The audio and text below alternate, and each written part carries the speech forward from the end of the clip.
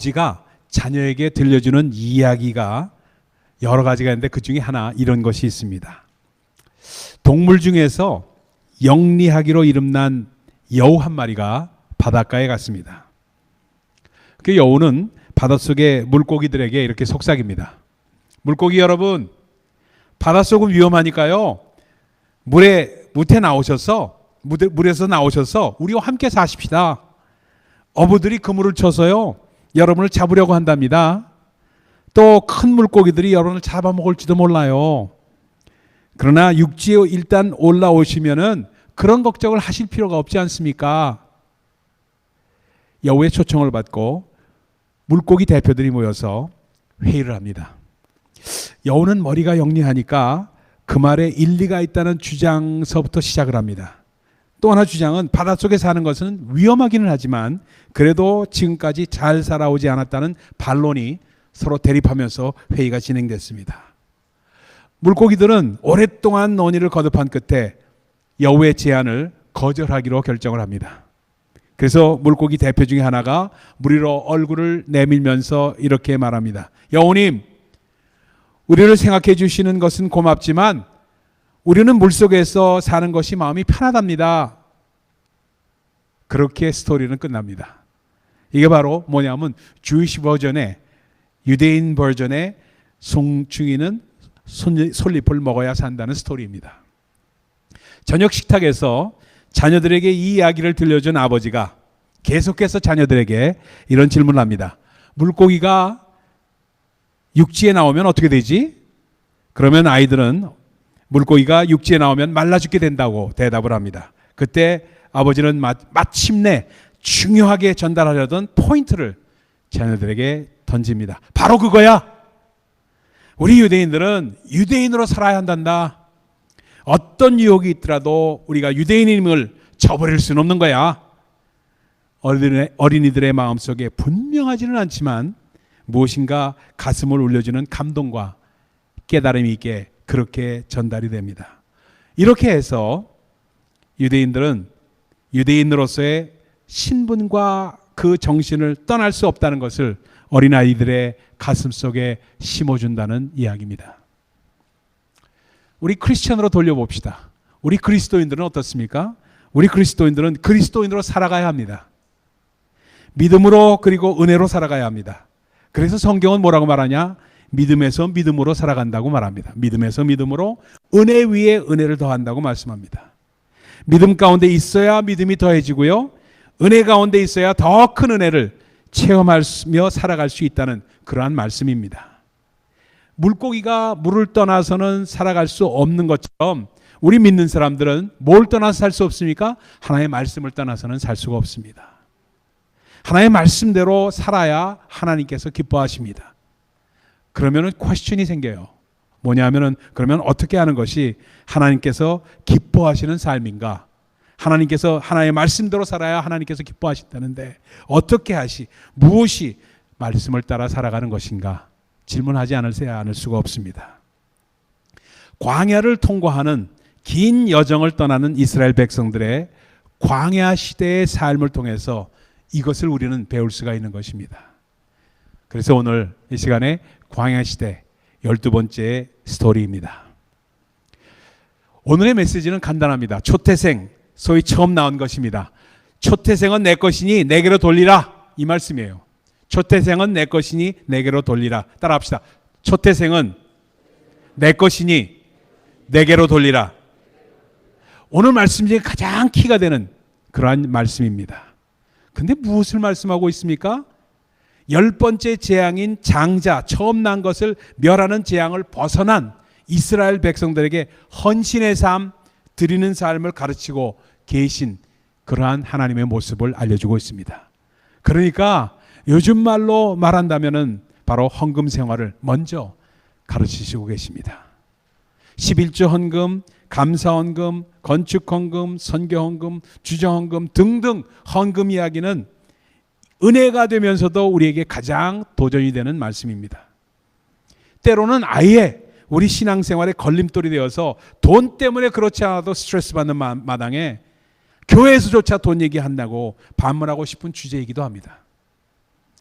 그러나 처음 난 것은 내 것이니까 내게로 돌리라고 하신 하나님은 분명하게 헌금에 대한 말씀을 하고 계심에 틀림이 없습니다. 그러면 오늘 본문상에 나타난 헌금의 중요한 원리가 무엇인가? 왜 하나님께서는 열재앙을 벗어난 이스라엘 백성들에게 제일 먼저 드리는 삶에 대해서, 헌금에 대해서 말씀하시고 있는가? 오늘 살펴보기를 원합니다. 은혜로 살았던 이스라엘 백성들에게 헌신의 삶은 어떠한 중요한 영적 의미를 지니는가?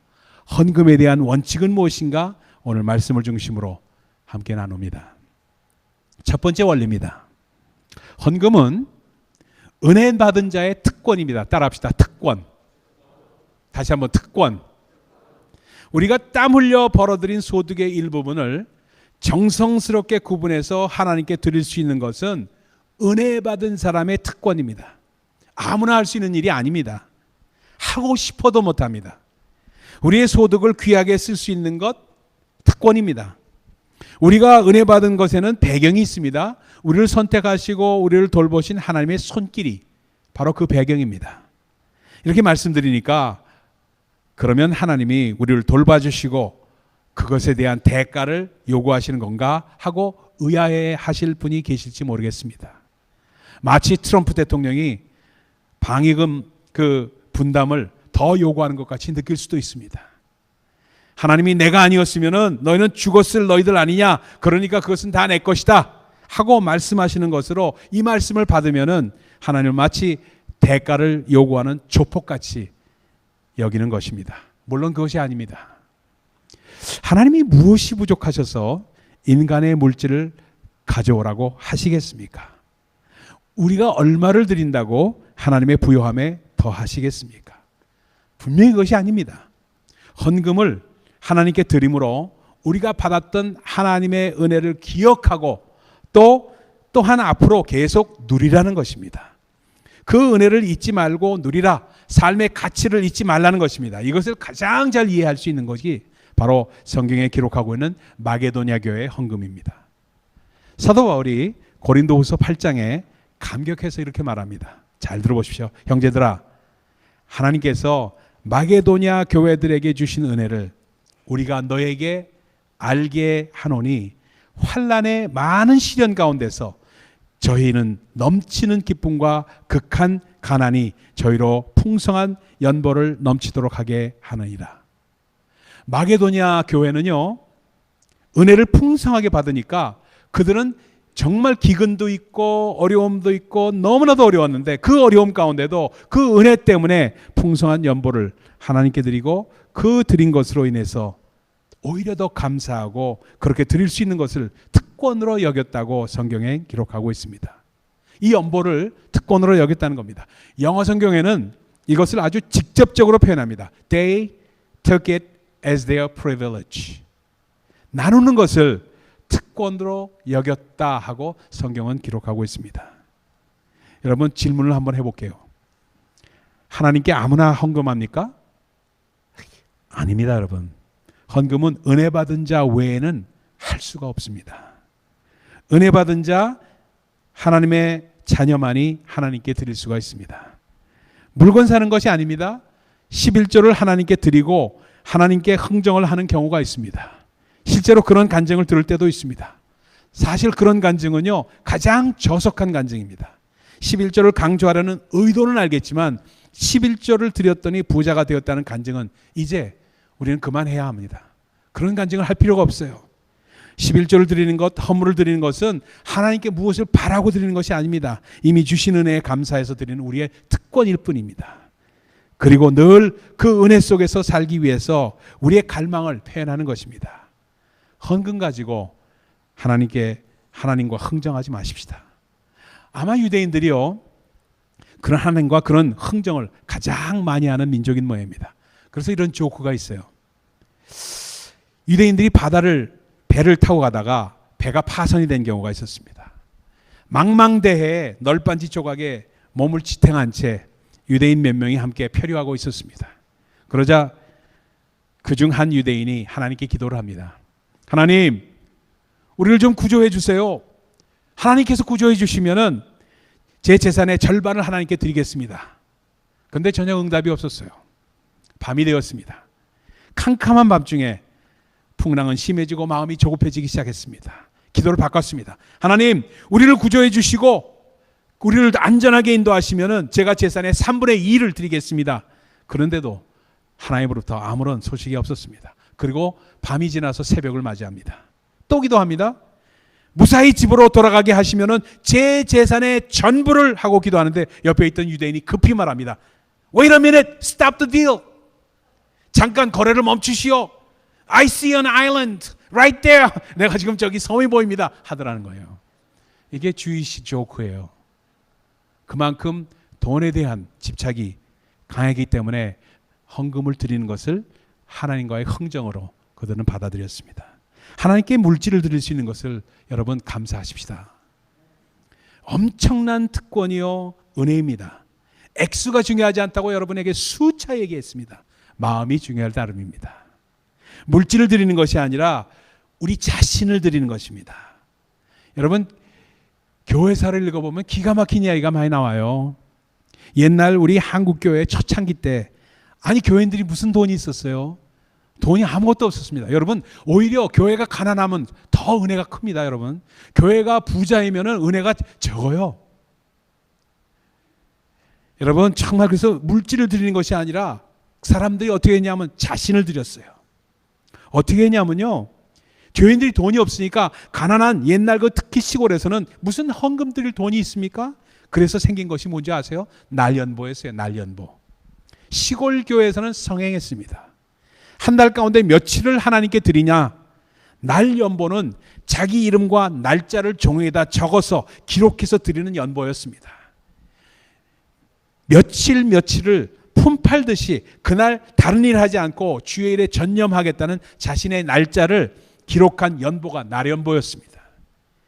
세속적인 일을 하지 않고 주의 일을 그날만큼은 감당하겠다는 결단으로 마음과 몸을 주님께 드린 것입니다. 그 위에 우리 한국교회가 쓰게 됐고요. 오늘의 성장을 보게 된 것입니다. 여러분 그렇기 때문에 헌금은 은혜 받은 자의 정말 특권입니다. 여러분 여기서 잠깐 제가 조금 더 얘기를 하겠습니다. 저는 우리 교회가 부자 교회가 되기를 원하지 않아요. 왜냐하면 부자 교회도 제가 목회를 해봤습니다. 부자 교회도 목회를 해봤고 교인도 많아봤고 헌금도 많이 나와봤고 해봤습니다. 그런데 그것이 우리에게 도움이 되는 교회의 정말 교회의 삶 가운데 도움이 되는 것을 저는 경험하지 못했습니다. 오히려 교회가 가난하고 돈이 없고 서로가 서로를 어떻게든지 도우려고 하는데 부족하기 짝이었기 때문에 눈물밖에 없고 눈물로 기도할 수밖에 없을 때 교회는 더 부흥하게 됩니다. 오히려 더 은혜가 넘칩니다. 저는 그걸 더 원해요. 만약에 우리 교회에서 옛날 초대교회 한국교회처럼 내가 드릴 돈은 없지만 날연보를 드리겠습니다. 이날만큼은 한 달에 하루 이날만큼은 내가 정말 다른 일 하지 않고 주의 일을 감당하겠습니다 하는 그런 날연보가 우리 가운데 있다면 얼마나 행복할까. 돈의 많고 적음이 교회의 부흥과 상관이 없습니다. 그러나 정말 은혜 가운데 정말 이것이 감사해서 드리는 헌금이 많아지고 쏟아진다면 그것은 아름답게 주를 위해서 쓰는 그런 교회가 될 수 있습니다. 아멘. 저 봉급 더 달라고 하는 얘기 아닙니다. 저 봉급 얼마 얼마 주지 않잖아요. 그렇죠? 그러니까 정말 그런 의미에서 하는 게 아니라 우리가 주 안에서 감사한 그만치 우리가 주님 앞에 영광을 돌릴 수 있다면 그것이 바로 연보입니다. 아멘. 아멘. 여러분 두 번째 우리가 헌금의 원리 가운데 꼭 기억하셔야 될 게 무엇이냐면 헌금은 하나님의 주권을 인정하는 고백입니다. 따라합시다. 하나님의 주권. 처음 난 것은 내 것이다 하고 하나님께서 선포합니다. 여러분 사실 하나님의 것이 아닌 것이 어디 있습니까? 정말 우리 그분께서 이 땅을 창조하신 것을 우리가 확실히 믿는다면 하나님의 것이 아닌 것이 어디 있어요? 그런데 왜 처음 난 것을 하나님의 것이라고 하셨을까? 하나님의 주권을 기억하라는 겁니다. 하나님의 주권, 그분의 sovereignty, 그분의 것임을 기억하라는 겁니다. 성경은 일요일을 주일이라고 표현합니다. Lord's Day. 그렇죠? 주일이라고 표현합니다. 그런데 주님의 날이 아닌 날이 어디 있어요? 월요일, 화요일, 수요일, 목요일, 금요일, 토요일 어느 날이 주님의 일이 아닌 날이 있습니까? 그럼에도 썬데이를 주일이라고 구태여 말하는 것은 모든 날이 주님의 날임을 기억시키는 것입니다. 감사절도 마찬가지입니다.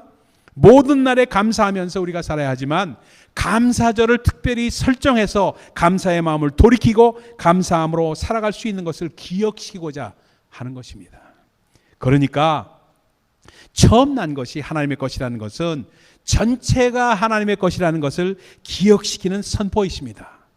그렇기 때문에 헌금에는 영적인 능력이 있습니다. 파워가 흐릅니다. 주님의 주권을 선포하고 고백하시는 것이기 때문에 파워가 있습니다. 그래서 로마서 6장 13절에 사도 바울이 이렇게 말합니다. 너희 지체를 의의 병기로 하나님께 드리라. 죄가 너희를 주관치 못하리라. 하나님의 주권이 선포될 때 그 선포된 물질, 하나님의 주권이 선포된 가정, 하나님의 주권이 선포된 우리의 모든 관계는 하나님께서 다스리는 것입니다. 찬양 중에도 하나님의 주권을 선포하는 찬양이 파워가 넘치는 것이 있습니다. 그 이유가 어디 있어요? 바로 여기에 있기 때문에 그렇습니다. 헌금은 능력의 선포입니다. 여기에 조금 아리송한 구절이 오늘 본문 가운데 나옵니다. 한번 읽어볼까요? 우리 오늘 본문 13절 한번 띄워주시기 부탁드립니다. 13절 한번 같이 읽어봅니다. 13절입니다. 같이 읽습니다. 시작. 나귀의 첫 새끼는 다 어린 양으로 대속할 것이요 그렇지 아니하려면 그 목을 꺾을 것이며 내 아들 중 처음 난 모든 자는 대속할지니라. 갑자기 나귀 얘기를 하면서 어린 양으로 대속한다고 하시니까 조금 의아스러운 구절입니다. 나귀는 그 당시 이스라엘 사람들의 재산 목록 1번이었습니다. 1순위였어요. 지금으로 말한다면 자동차에 해당합니다. 나귀가 크면 큰 차에 해당하고요. 건강하고 보기에 실한 나귀면 고급 승용차에 해당합니다. 그렇게 말해도 과언이 아니에요. 근데 대속하라는 것은 나귀의 주인이 누구인가를 선언하라는 겁니다. 그렇지 않을 것이면 오히려 목을 꺾으라는 것입니다. 아무리 좋은 것, 아무리 훌륭한 것일지라도 하나님의 주권 아래에 있지 않으면 오히려 해롭다는 것입니다. 우리의 인기, 우리의 재능, 우리의 재물, 명예, 지위, 건강 이러한 모든 것이 하나님의 주권 안에 속하지 않은 것이만 만약에 그렇다면 오히려 해롭다는 것입니다. 그러니 차라리 목을 꺾으라는 것입니다. 돈이 많고 재능이 많고 학식이 높고 높은 위치를 가지고 있고 건강하기에 하나님이 필요 없다고 여기면서 하나님을 떠난 사람은 현재 상황이 아무리 좋더라도 하나님 보시기에 오히려 악하다는 것을 말씀하고 있는 것입니다. 여러분 차라리 병들고요, 가난하고요, 모식했다면 오히려 하나님의 은혜 가운데 있었을 텐데 하나님의 주권 아래 있지 않으니 차라리 목을 꺾으라는 것입니다. 나귀의 목을 꺾어라. 엄청난 말씀입니다. 헌금은 하나님의 주권 안에 대한 선포입니다. 헌금을 드림으로 말미암아 하나님이 나의 주인 되심을 인정하는 것입니다. 그러므로 하나님과의 관계가 가까워지고 아름답게 되는 것이 바로 헌금을 통해서입니다. 그래서 헌금은 하나님의 주권에 대한 나의 사랑을 표현하는 것입니다. 여러분, 여기서 또 말씀드릴게요. 우리 가운데 병들은 사람들이 많이 있죠. 병들으신 분들을 위해서는 참 마음이 안타깝고 참 마음이 아파요. 그런데 병에 걸리신 분들이 있기 때문에 우리는 더 기도하게 돼요. 새벽 4시에 일어나지 않을 수가 없어요. 않을 수가 없어. 피곤해요. 요즘 같은 여름 같으면 여름이잖아요. 여름이다 보니까 에어컨을 계속 틀고 자면 감기 걸립니다. 그러니까 에어컨을 꺼요. 추워서. 그러면 에어컨을 끄고 자면 12시, 1시 되면요. 너무 또 더워요. 그럼 꼭 깹니다. 그러니까 깨고 자고를 반복하니까 피곤해가지고 말입니다. 입이 부르텄어요. 진짜요. 입이 부르텄어요. 이야, 이게 그래서 그렇구나. 왜 입이 부르텄? 뽀뽀도 안 하는데 요즘 하는 생각을 했어요. 참 우스갯소리로 말씀드리지만 이상하게 그런 생각이 들더라고요. 그래서 그랬더니 여름이라서 한여름이다 보니까 너무 덥고 차고 덥고 차고가 계속 하니까 잠을 온전히 푹 자지 못하니까 입이 부르던 거예요.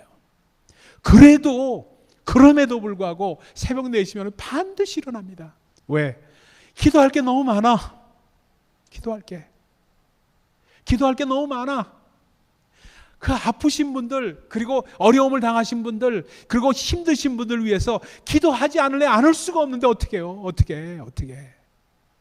그러니까 오히려 아프신 분들 보고, 힘드신 분들 보고, 사업이 어려우신 분들 보면요, 오히려 감사해요. 왜?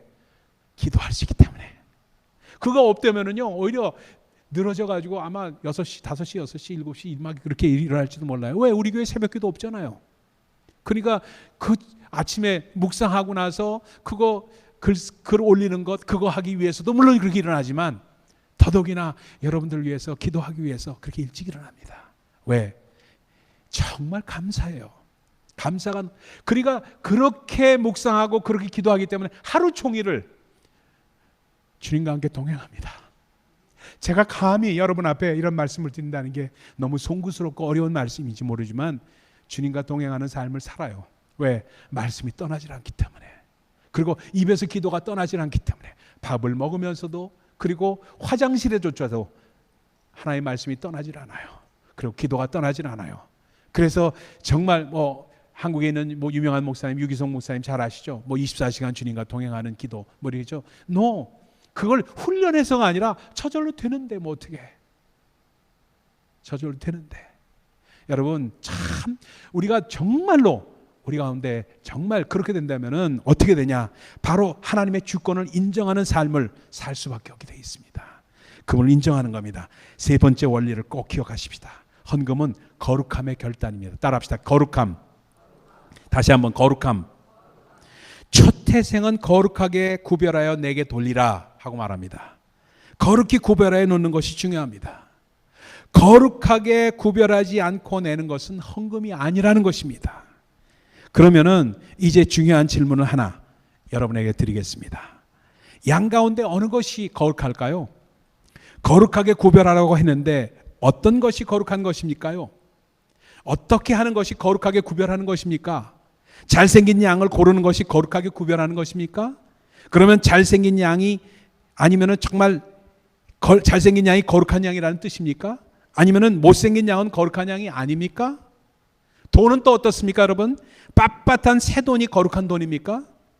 땀을 흘리며 정당하게 노동한 대가로 생선을 팔며 그리고 야채를 팔며 또는 받은 돈이기 때문에 돈에서 생선 비린내, 야채 비린내가 배어 있으면 거룩한 돈이 아닙니까? 꼭 냄새를 빼고 대리미로 데려야, 다림질로 해야지만 거룩한 돈이 됩니까? 그 마음은 알겠지만 거룩하게 만들기 위해서 돈을 데리는 것 아닙니까? 것입니까? 돈을 데리는 것은 분명한 행위인데 그렇다면 율법주의 아닙니까? 양의 경우와 마찬가지 아닙니다, 여러분. 그렇다면 헌물을 드릴 때 거룩하게 구별하는 것은 무엇을 의미하는가? 거룩하게 구별하는 것은 양이나 돈이 아니고 바로 드리는 나 자신입니다. 나 자신을 거룩하게 구별하는 겁니다. 드리는 순간에 나를 구별하는 겁니다. 헌금이 제대로 되려면은 헌금을 드리는 순간 그 돈에 대한 개인적인 소유욕을 버리는 것입니다. 그리고 미래에 대한 불안을 내려놓고 주님 앞에 나를 맡기는 것입니다. 그 물질이 나의 미래를 보장한 것이 아니고 하나님께서 나의 미래를 주장하신다고 선포하는 것이 바로 나를 구별하는 것입니다. 만약 그렇게 하지 않는다면은 내가 물질을 그렇게 하지 않고 물질 드리는 것이 하나님께 어떻게 보이느냐? 용돈 드리는 것과 다를 바가 없습니다. 그냥 그 정도면은 내 삶에 아무 지장이 없다고 드리는 그 돈, 용돈에 지나지 않습니다. 드리면서 갈등도 없습니다. 갖고 싶은 욕망 내려놓지 않고 드린다면 그것은 구별된 것이 아니라는 뜻입니다. 모든 성경은 구별된 하나님의 말씀입니다. 그렇기 때문에 거룩합니다. 아름다운 이야기입니다. 거룩하기에 그렇습니다. 그 구별된 거룩한 것들이기 때문에 죄는 떠나갑니다. 헌금은 거룩함의 결단입니다, 여러분. 헌금을 드릴 때 그냥 드리는 게 아니에요. 내가 거룩한 삶을 살기를 원합니다. 이 거룩한 삶을 살기 위한 나의 결단을 이 헌물 속에 드립니다 하는 마음으로 드리는 겁니다. 네 번째 마지막 원리입니다. 헌금은 신앙 공동체에 속한 자신의 정체성에 대한 선포입니다. 따라합시다. 정체성. 다시 한번 소속. 우리 한번 본문 11절 띄워주세요. 11절 한번 읽겠습니다. 같이 한번 읽겠습니다. 11절 시작. 여호와께서 너와 내 조상에게 맹세하신 대로 너를 가나안 사람의 땅에 인도하시고 그 땅을 내게 주시거든. 이제 출애굽해서 젖과 꿀이 흐르는 가나안 땅으로 가면은 그곳에 가서 헌신의 삶은 첫 태생을 자 구별하여 여호와께 드리라고 명하시면서 이 계명이 주는 헌신의 중요성을 16절에 다시 한번 일깨우십니다. 16절 한번 다시 한번 이게 마지막으로 띄워줍니다. 16절입니다. 같이 한번 또 읽습니다. 시작. 이것이 내 손의 기호와 내 미간의 표가 되리라. 이는 여호와께서 그 손의 권능으로 우리를 애굽에서 인도하여 내셨음이니라 할지니라. 내 손의 기호와 내 미간, 미간은 여기입니다. 미간의 표로 삼으라. 헌물을 드리는 것이 이 손의 기호와 이 미간의 표로 삼으라는 겁니다. 이것이 너희의 사인이자 심볼이라는 얘기입니다. 그러니까 새로운 아이덴티티, 정체성이 될 것이라는 말씀입니다. 헌금을 드리는 것은 이제 새로운 공동체인 가나안 공동체로 들어간다는 것이 그러한 나의 고백이며 선포라는 것을 말씀하고 있습니다. 그리고 그 물질은 신앙 공동체적인 교회를 바르게 세우는 일에 써야 한다는 것을 말씀하고 있습니다. 이렇게 시작된 헌신은 신약 시대에 들어와서 연보로 표시되고, 연보는 교회를 확장하고 공동체를 세우며 교회가 가난하고 어려움에 처해 있는 공동체를 돕기 위해서 사용합니다. 그래서 하나님의 공동체를 이루기 위해서 드린다는 것은 바로 그 공동체에 속했다는 뜻이고, 그것을 출애굽기 30장 12절에 생명의 속전이라고 부르고 있습니다. 따라합시다. 생명의 속전. 다시 한번 생명의 속전. 생명의 속전으로 드린 사람의 이름이 하나님의 생명책에 레지스터되고 하나님께서 기억하신 바 되었다는 것입니다. 그래서 생명의 속전, 우리가 여러분 보세요. 주보에 우리 이름을 이렇게 표시하죠. 그래서 어떤 분들은 주보에 이름을 표시하는 것이 왜 하느냐 이렇게 이야기하시는 분들이 혹시 있을지 모릅니다. 그런데요, 이것은 생명의 속전이기 때문에 이름을 쓰는 겁니다. 저는 우리 교회에서 하는 일 가운데 한 번도 하나도 한 가지도 성경의 말씀과 연결시켜서 생각해보지 않고 하는 일이 없습니다. 전부 성경에 기록해서 그 기록된 말씀 가운데 이것은 우리 가운데 어떻게 해당되는가 반드시 보고 그것을 보면서 마음 가운데 묵상한 다음에 실현을 합니다. 그렇지 않은 것이 없어요. 그러니까 어떤 교회에서는 어떻게 하고 이 교회에서는 이렇게 하고 저 교회에서는 저렇게 하고 I don't care. I don't care about that. 다른 교회에서 어떻게 하는 것 상관없습니다. 하나님의 말씀 가운데 기록되어 있는 대로만 한다면은 우리는 누가 얼마를 내고 누가 어떻게 이걸 얘기하는 게 아니에요. 이름은 우리가 반드시 기록하면서 주님 앞에 우리의 이름을 봉헌하며 올려드리는 이유가 거기에 있다는 것을 우리는 꼭 기억을 해야만 합니다. 여러분, 그래서 생명의 속전이라고 칭합니다. 공동체를 위한 마음과 꿈을 그 예물에 담아서 드리는 것입니다. 그래서 처음 난 것은 내 것이니 구별하여 내게 드리라. 아름다운 헌신의 삶을 살라는 하나님의 당부입니다. 여러분, 오늘 시간에 이제 말씀을 정리하기 원합니다. 헌금에 대한 이야기는 저는 말씀드리기 쉽지 않아요. 헌금에 대한 말씀은 오늘 말씀 가운데 이 말씀이 나왔기 때문에 여러분에게 드렸지 절대로 헌금에 대한 말씀을 많이 드리는 사람이 아닙니다. 한 번도 헌금에 대한 설교를 따로 일부러 해본 적이 없어요. 그런데 이 말씀을 그냥 지나칠 수가 없고 하나님께서 출애굽기 13장을 헌금에 대한 말씀으로 할애하셨기 때문에 오늘 이 말씀을 나눈 겁니다. 여러분, 꼭 원리를 기억하십시다. 그리고 반드시 우리가 기억해야 될 것이 뭐냐? 하나님의 말씀대로 살아가는 삶을 우리가 살아야 된다는 겁니다. 그 말씀을 따라 살 때 하나님께서 기뻐 받으십니다. 우리의 삶을 헌신하는 삶 가운데 드리는 삶으로 살게 되어 있습니다. 그렇기 때문에 그 말씀 갖고 시험을 받는다? 시험 받지 마세요. 시험 받을 필요가 없는 겁니다. 시험 받을 마음이 생기면은 거절하십시오.